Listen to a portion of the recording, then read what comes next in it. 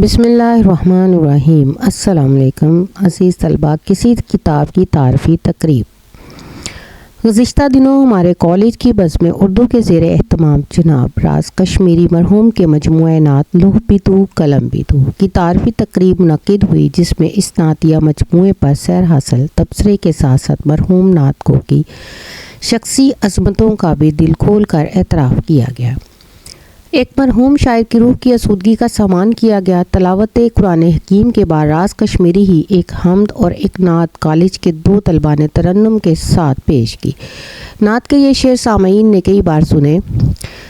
جب نظر گنبد خضرا پہ لگی ہوتی ہے، ہر طرف نور کی چادر سی تنی ہوتی ہے، سمٹے ہوتی ہیں تیرے در پر زماں اور مکان، نبض ہستی تیری محفل میں تھمی ہوتی ہے۔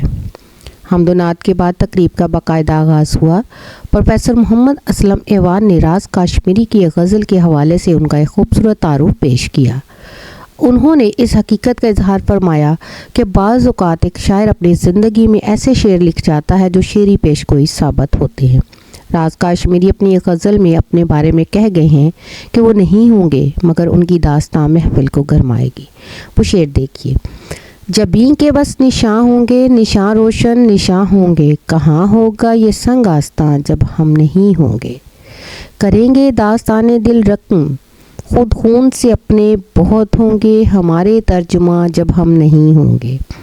ان کے بعد جناب پروفیسر اختر پرویز نے لوح بیتو قلم بیتو پر ایک بھرپور تنقیدی تبصرہ کیا اور راز کشمیری کی نعت کو دور حاضر کی نمائندہ نعت قرار دیا کہ اس میں غم جانا کے ساتھ ساتھ غم دوران بھی موجود ہے، اور یہ حضور صلی اللہ علیہ وسلم ہی کا فیض ہے کہ ہمیں نا امیدیوں میں بھی امید کا اجالا نظر آتا ہے۔ گل بداماں ان کے دم سے شاخ سارے زندگی، نقش پا سے ان کے روشن راہ گزارے زندگی۔ اب پروفیسر محمد آصف ایوان تشریف لائے۔ انہوں نے راز کشمیری کی حمدیہ شاعری کے بارے میں اپنے خیالات کا اظہار فرمایا۔ انہوں نے اس امر کو واضح فرمایا کہ راز مرحوم حمد و نعت کی حدوں سے بخوبی آشنا تھے۔ انہوں نے راز کے اس شعر کو حمد و نعت کا خوبصورت امتزاج قرار دیا۔ رحمت سے ان کی شفاعت قبول ہو، ہے راز کی بس اتنی دعا رب ذوالجلال۔ جناب پروفیسر فضل حق نے حضور صلی اللہ علیہ وسلم کی محبت کو جزو ایمان قرار دیتے ہوئے نعت کو اسی محبت کا خوبصورت حاصل قرار دیا۔ انہوں نے بتایا کہ آرزو کے سوز ہی سے دل کی دنیا آباد ہے، آرزو کے چراغ باقی نہ رہیں تو کریہ دل تاریک اور ویران ہو جاتا ہے۔ اس اعتبار سے راز کی نعت اپنے اندر آرزو کا وہ خلوص لیے ہوئے جو محبت کی دنیا کا واحد سرمایہ ہے۔ انہوں نے ثبوت میں بہت سے حوالے بھی دیے۔ 2 شعر دیکھیے۔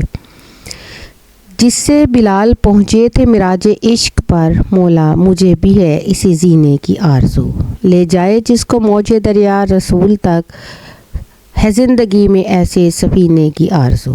چونکہ راز کشمیری کا کتب خانہ گورنمنٹ کالج لائبریری کو ان کے ورثاء نے بطور عطیہ دیا ہے، اس بنا پر پروفیسر محمد احمد شاد نے اس آرزو کا اظہار فرمایا کہ کالج میگزین کا ایک راز نمبر شائع کیا جائے تاکہ راز کشمیری کی شخصیت اور ان کا فکر و فن مفصل انداز میں ہو سکے۔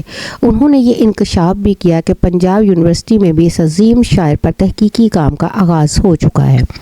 کالج کے بہت سے طلباء نے راز کشمیری کے بارے میں مضامین پڑھے۔ دوران تقریب گاہے گاہے راز کی خوبصورت نعتیں ترنم کے ساتھ پیش کی جاتی رہیں۔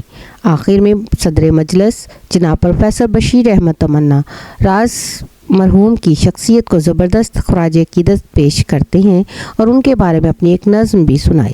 یہ دلاویز محفل اختتام کو پہنچ رہی تھی کہ پروفیسر ممتاز محی الدین غوری تشریف لے آئے۔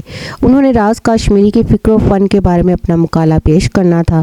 چونکہ وہ تاخیر سے آئے تھے، اس لیے صدارتی تقریر کے بعد انہیں خصوصی طور پر اپنے خیالات کے اظہار کی اجازت دی گئی۔ انہوں نے راز مرحوم سے اپنی ملاقاتوں کا ذکر اس دل گداز انداز سے کیا کہ ان کی آواز بسا اوقات آنسوؤں میں ڈوبتی رہی۔ ان کی داستان درد کو سامعین نے دل کے کانوں سے سنا اور آنسوؤں کے اس کہکشاں میں یہ محفل اپنے اختتام کو پہنچی۔ یہ بات خوشی کا باعث تھی کہ اس محفل میں اس کتاب کا انتخاب کیا گیا جس کے مصنف اس دنیا میں موجود نہیں، ورنہ اکثر زندہ ادیب و شاعر اپنی کتابوں کے بارے میں خود ہی رونمائی کی محفلیں رچاتے ہیں اور اپنی تعریفیں سن سن کر اپنے آپ کو فریب دیتے ہیں۔ ایسی محفلوں میں تعارف کم اور تعریف زیادہ ہوتی ہے، جبکہ رسول اللہ صلی اللہ علیہ وسلم نے منہ پر تعریف کرنے سے منع فرمایا۔ تعریف وہ ہے جو غیر حاضری میں ہو، منہ پر تعریف دھوکہ اور فریب ہے۔